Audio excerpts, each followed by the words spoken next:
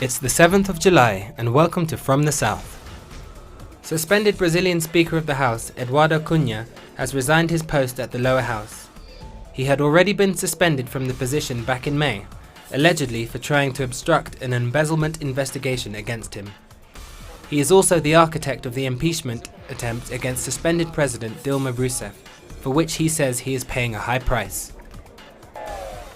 Meanwhile, Brazilians marched on the streets yesterday demanding answers to their questions. They say the government has been spending too much on the 2016 Rio Olympics infrastructure, yet they have not been spending on local health and education.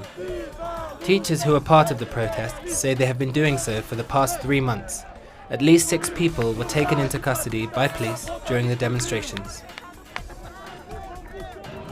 For a second day, protesting public school teachers and parents took to the streets of the Mexican capital in their rejection of the country's education reform. Although the authorities and the dissident educators have now programmed a date for formal dialogue over the conflict, the teachers expressed doubt in positive results.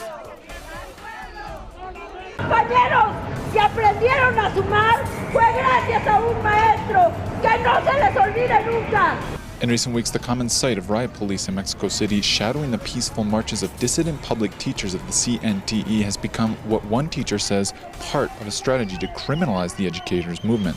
The way in which the police stopped our arrival to Zocalo Square, a public space that's been for a long time a place where people protest. The CNTE has once again dominated headlines for its protest campaign against the education reform that they argue violates their labor rights and seeks to privatize public education. Yet the rank and file of the CNTE says the local press is doing little to publish their side of the story.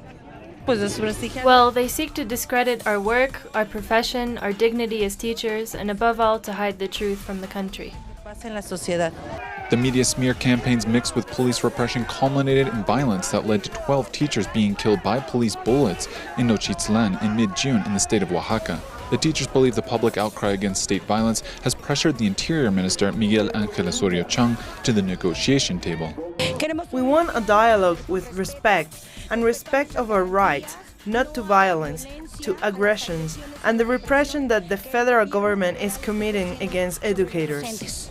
Formal dialogue between the government and the teachers is to be held on July 11th. However, with the continued presence of security forces in the states where the teachers are protesting, the educators express little optimism in having a positive outcome. Clayton Khan, teleSur's, Mexico City. Colombia's president, Juan Manuel Santos, says he hopes that the border his country has with Venezuela will be reopened soon. Venezuela's president, Nicolás Maduro, had closed the border in August 2015. Due to smuggling and other criminal activities. This comes as Venezuelan citizens are demanding the border's reopening to acquire food for their families. Just last week, both countries' defense ministers met on the topic. Colombia's anti-drug task force says that coca crops have increased, and the attempts to export drugs have, quote, blatantly increased. This comes after the recent drug bust, where police seized more than 17,500 pounds of cocaine from a gang. And in El Salvador, former gang members are having their signature tattoos removed. And a program, funded in part by Taiwan, is making it happen. Former gang members say they are doing it, in part, because they are being discriminated against because of their criminal past. Black Lives Matter activists rallied outside the mansion of Minnesota Governor Mark Dayton, demanding justice for Philando Castile. The 32-year-old African-American was shot by police. The governor was reportedly evacuated by helicopter from the premises. During a congressional hearing, FBI Director James Comey defended his recommendation not to charge Hillary Clinton over her use of private email. Republicans said Clinton received special treatment and compromised national security. However, the FBI chief testified that she did not break the law or mislead investigators. Theresa May and Andrea Leadsom of the United Kingdom will battle it out to become the next leader of the Conservative Party. Conservative members will now decide the winning candidate and the result due on September 9th. The winner will become the UK's second female Prime Minister. Muslims in Gaza celebrate Eid al-Fitr festival on Wednesday, despite deteriorating economic situations. Noor Harazin reports from Gaza. Muslims around the world, including Palestinians in the occupied territories, are celebrating the 3-day Eid al-Fitr holiday Wednesday. On Monday evening, the Palestinian Ministry of Religion Affairs confirmed that Tuesday marked the end of the fasting month of Ramadan, after receiving a report that the new moon was not already visible in the country. Thousands of Palestinian shoppers flooded into the markets until after midnight.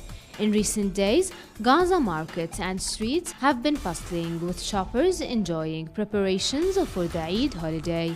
Despite the high prices, the poor turnout and low purchase power for Palestinians due to the deteriorating economic situation in the blockaded Strip, markets are packed with various goods including clothes, children's toys and desserts.